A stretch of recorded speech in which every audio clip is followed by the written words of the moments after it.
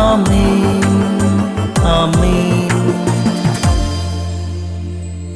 യേശുവിൻ്റെ ഏറ്റവും പ്രിയമുള്ള കുഞ്ഞെ, 2 സാമുവേൽ 15:26 അവിടുന്ന് എന്നിൽ പ്രസാദിക്കുന്നില്ലെങ്കിൽ ഇതാ ഞാൻ അവിടുത്തെ ഇഷ്ടം പോലെ എന്നോട് പ്രവർത്തിക്കട്ടെ, അവിടുത്തെ യുക്തം പോലെ പ്രവർത്തിക്കട്ടെ.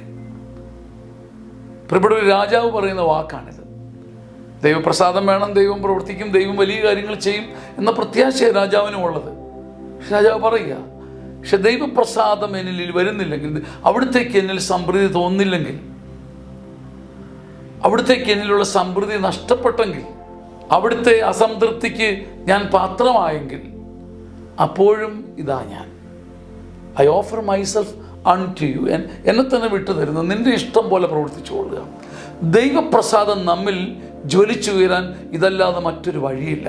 നമ്മളെ തന്നെ വിട്ടുകൊടുക്കുക, അടിയറവ് പറയുക, കർത്താവേ ഇതാ ഞാൻ, അങ്ങയുടെ പ്രസാദം, വിജയം, മഹത്വം, വളർച്ച ഒക്കെ ഞാൻ കൊതിക്കുന്നു. അങ്ങയുടെ പ്രസാദം എന്നിലില്ലെങ്കിൽ അപ്പോഴും ഞാൻ നിൻ്റെ മുമ്പിൽ വിട്ടുതരുന്നു.